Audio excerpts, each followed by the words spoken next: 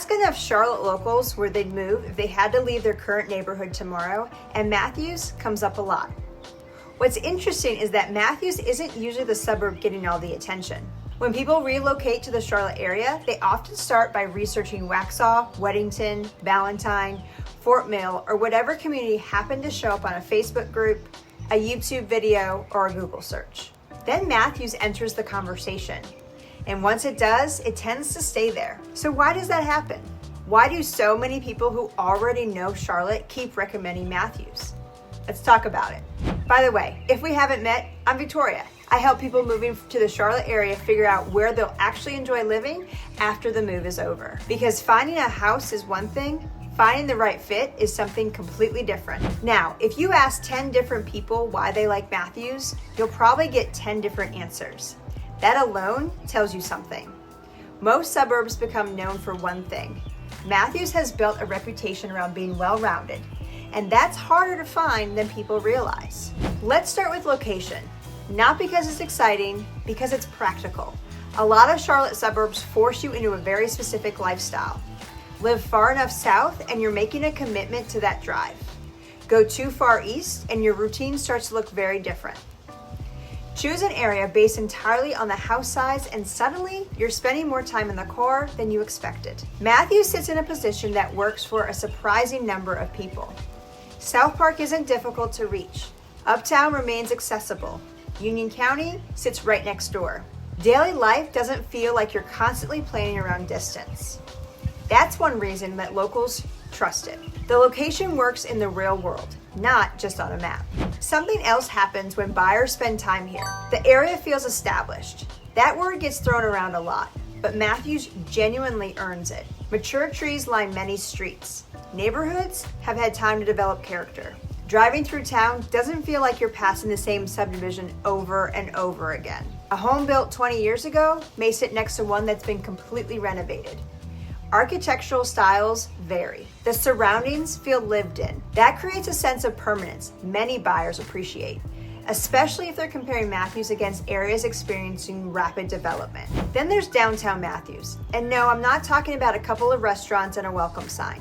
What makes downtown Matthews different is that people actually use it. The farmers market is one of the most popular in the region. Events throughout the year bring residents together. You'll see people gathering there because they want to be there, not because they happen to be driving through. That may sound small, it isn't.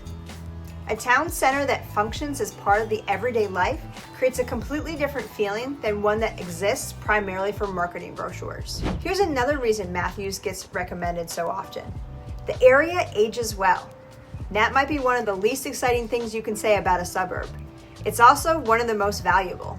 Think about how many communities look incredible during their first few years. Everything is new, everything feels polished. Then time passes. The long-term reality starts showing up. Matthews has already gone through that test. People know what the area looks like after decades, not months. And there's comfort in that. Now let's be clear, this isn't me telling you Matthews is automatically the right choice. Someone looking for acreage may end up happier in Weddington. A buyer prioritizing newer construction might focus heavily on parts of Waxhaw. Another person may decide that Fort Mill fits their goals better. All of those can be great decisions. What Matthews does exceptionally well is avoid extreme trade-offs. That's the reason it keeps surviving people's shortlists.